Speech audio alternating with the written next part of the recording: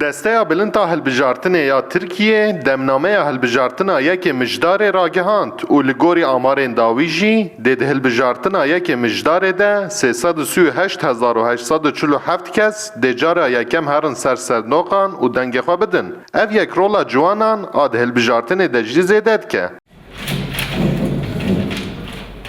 Berê bi malbatê xwe, bi merevê xwe, bi cînarê xwe girêdayî bûn û fikra wanî serê xwe tune bû.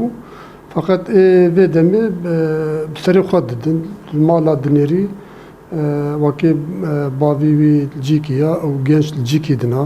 Ji welatê dûr tên vira rayê xwe dişoxilênin. Fakat ev çîka, ev heyecana zilamê mezin tune na. Li gorî çavderên siyasî, ciwan li gorî berê bêhtir lêkolîn dikin û rojevê jî bi awayeke berfireh dişopînin û dengê xwe jî li gorî vê yekê didin. Ev ciwanê ku nû tên wê denga babêjin piranî bi xwebawariya wan zêdeyen ji wan. Piranî jî li gorî agahiyê ku ji derve de tê ji wan re têra wan nake, ew lêkolîna xwe dikin, ew biryara xwe didin û biryara wan jî li gorî xwebawariya xwe didin, ne li gorî derve didin.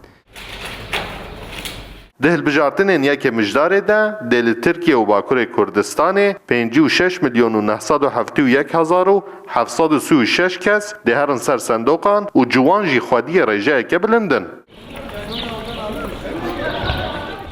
Li gorî akademisyenan ciwanên dema me medyaya civakî zêdetir bikartîne. Ji ber vê yekê jî haya wan ji rojeva siyasî zêdetir çêdibe û ciwan bêhtir rola xwe li ser encamên hilbijartinan dilîzin. Mayrûksel, Rûdaw, Amed.